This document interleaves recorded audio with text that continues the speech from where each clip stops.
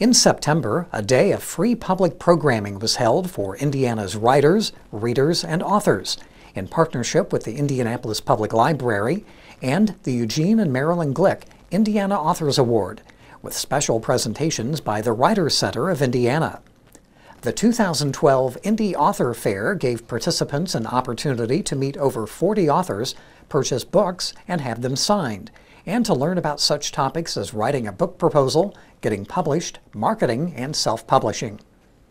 Well, it's always nice to be part of this because you get together with friends, you meet people who might become interested in your work, and it promotes literature and books. I mean, what could be better than that? And in a library, and thank God for libraries. The new book is called Songs in Sepia and Black and White, and the title suggests something about the book. Song is an old word for poem, but there's also a lot of poetry about music and musicians in the book. And sepia and black and white are photographic terms. It's a book with a photographer, but also they are images of the past. And family history and German past are pretty important in the book, as is music and nature.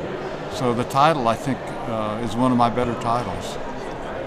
I brought, let me give you a peek here, a book that Norbert Krapf made me do it because he thought this was an important project, and so I put together a book on our jazz legend David Baker, and which came out just before his 80th birthday last November, and it has also a full compact disc and lots of illustrations. And even just won an award as an outstanding rating from the American Association of University Presses as a recommendation. So, important tribute. I never thought I would be an author, but being a jazz musician myself, it came pretty natural to help and pull that together. It's been great. This is the first time that I've been to the Indiana Author Fair. It's wonderful being in this great building. This is such a fabulous room. And it gives us a chance to meet a lot of different readers as well as other writers, and it's a great opportunity to bring the book to new audiences. Our book is called Food for Thought, An Indiana Harvest.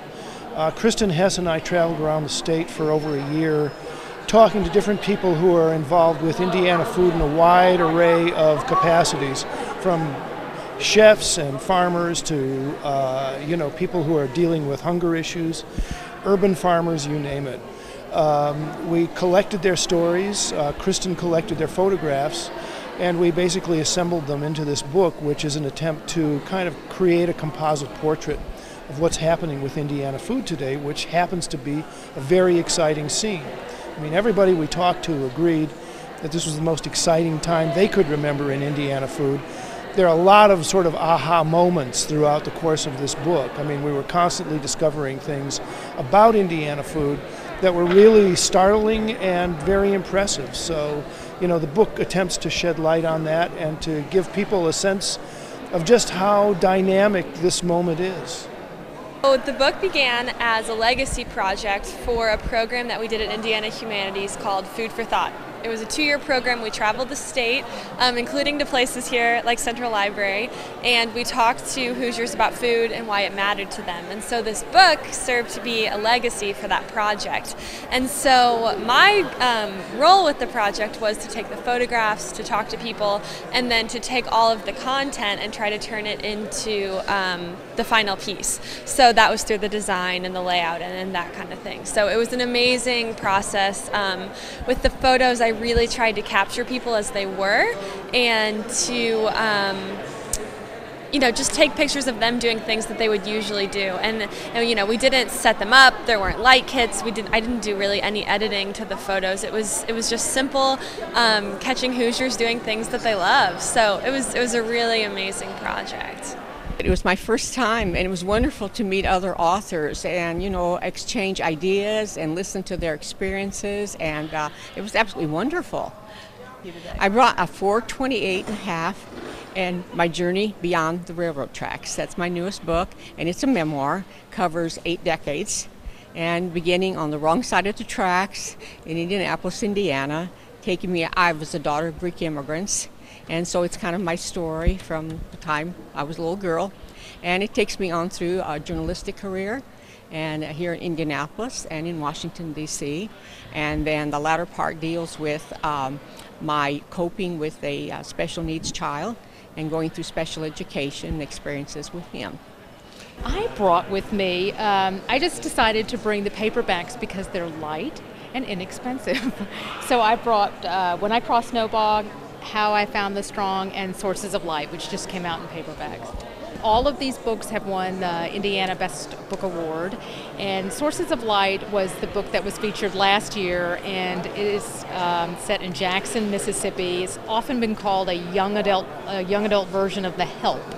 So it's 1962, and it's about a young girl named Samantha who's learning how to take photographs, and it's in black and white, so it's significant because she's also learning about the civil rights movement as well. And so it's a lot about race relations in Mississippi, where I'm from.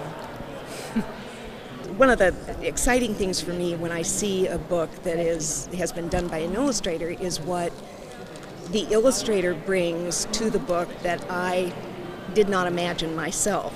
And Bruce Deegan has such a wonderful sense of humor that he brought to this book a great many things, and he even drew pictures of the two children in the book on the end papers. And whenever I ask kids which of these pictures on the end papers they love the most, they always pick this one. The Indy Author Fair is held annually in conjunction with the Eugene and Marilyn Glick Indiana Authors Award Dinner, a signature event for the Indianapolis Public Library Foundation. Next year's event will be held on October 26th. You can find more information at indianaauthorsaward.org.